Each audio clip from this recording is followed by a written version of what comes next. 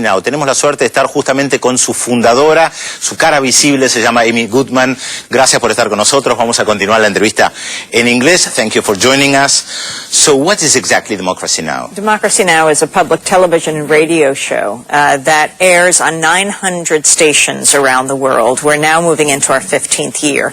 And the idea is it is a global grassroots news hour that is independent, international, investigative, and we say unembedded. You know, for example, like unembedded in the troops in Iraq and Afghanistan when reporters are embedded there. Then they bring you one perspective, embedded in the state or in the military. We are independent, and I think that's what is absolutely critical for media to be, independent. What do you mean exactly by independent? It means that we are not brought to you by the state, not brought to you by weapons manufacturers when we're covering war, not brought to the listeners and viewers by oil companies when we're covering oil spills or covering the issue of global warming, that we are independent, free of any corporate interests, so we can just report the news as it is. I mean, in the United States, let's take the example of war. We just had our midterm elections. There was hardly a discussion, believe it or not, on war as we led up to the midterm elections. What could be more serious for a country to decide to invade another? And that means that every citizen in that country and not a non-citizen should be discussing the implications of war. I mean, it's what we do on Democracy Now! Whether we're talking about the issue of war, the issue of health care, the issue of education, the issue of global warming, we need independent media that is not for the state, but the fourth estate, that is not there to cover for power, but to cover power. Where did you work before? Oh, I've been doing this independently since the beginning of my career. I started in radio, in community radio in New York. And then when we started doing Democracy Now!, we thought it would only be going for a couple of months leading into the elections. But there was such a demand because we don't just turn to the pundits that you see on all of the networks who know so little about so much, explaining the world to us and getting it so wrong.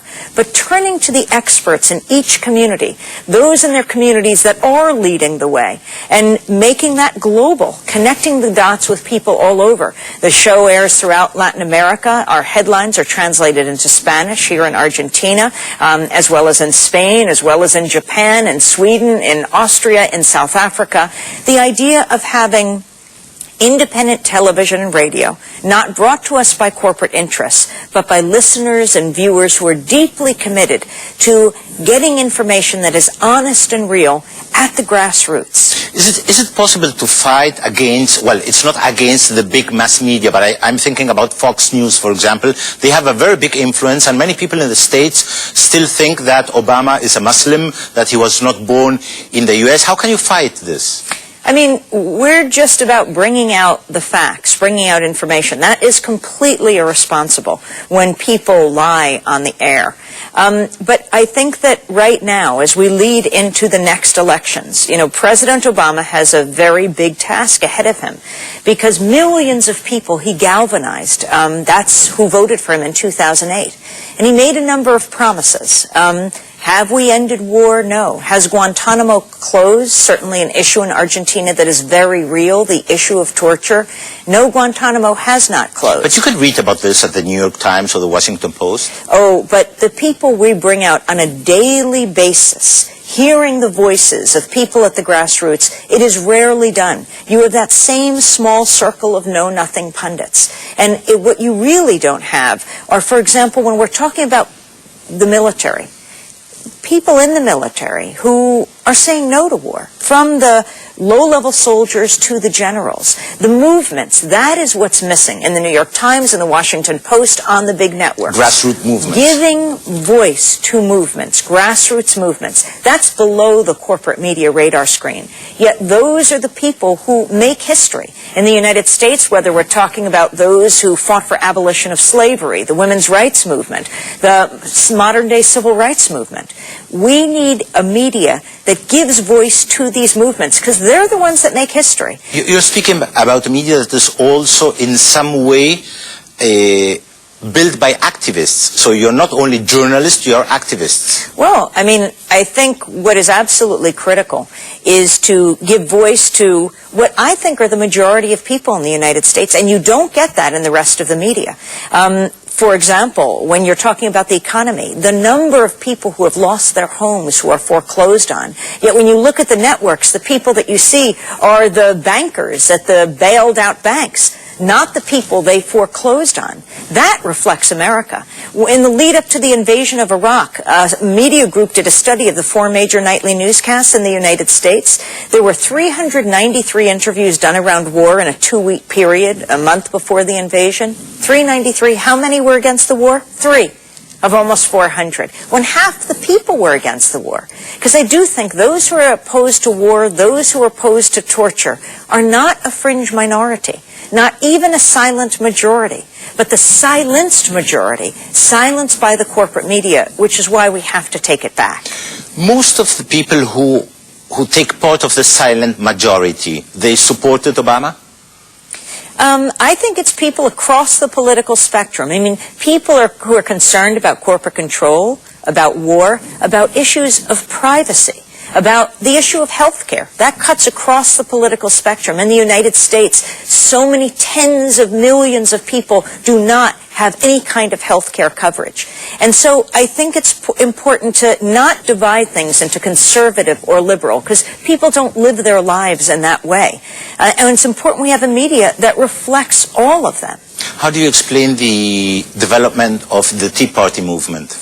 You know, when the Tea Party movement began, it was people who were disenfranchised, who were angry, who were afraid. They lose their homes, they lose their jobs. And the media tends to give a voice, a microphone, to right-wing movements. Last anniversary of the invasion of Iraq in March 19th this past year, there were 2 protests in Washington. Tea Party movement, couple hundred people. There were about as many journalists covering them. The anti-war movement, thousands of people, hardly got any protests. So when you get a small core of people who are disempowered, who have no investment in the system, they're saying, how did this happen? And they're seeing their president, President Obama, supporting banks that foreclose on them, but not supporting them to keep them in their homes. They say we need something else. Maybe it's the government that is hurting us most. But then you overlay that with billionaires, with corporations that don't want any kind of government regulation, and they start pouring millions of dollars into these movements. Well, then the movement, without even wanting to be, becomes something entirely different, a kind of front group for very powerful interests that don't want to see the government regulate them. When we think about Barack Obama, can we say that he can do something different? He doesn't want to do something different? You know, I see Election Day 2008 as a big change. People felt they had hit their heads against a brick wall for so long. That wall then became a door. The door opened a crack. And the question is, will it be kicked open or slammed shut? And that's not up to him. It's up to all the people that voted for him, that are pushing, the movements that are pushing for something different. What Obama can do, he has surprised many by surrounding himself by the typical insiders that are there for the Republicans and for the Democrats before him. And so he is insulated, and he tends to continue the same policies. The question is, will those on the outside who actually elected him, the millions of people who got activated, galvanized, will they make demands the way he responds to the right because they make demands? Will they make loud demands? Just because they elected him doesn't mean they have to be satisfied with his policies today. Do you see other independent media beginning to move in the States? We are trying to build an independent media movement. It's absolutely essential, and it cuts across the political spectrum. People are deeply concerned that the internet remain open and free, that network neutrality be preserved so that the telecom companies, the cable companies don't get to write the legislation in Washington that would privatize the internet now that it's so profitable.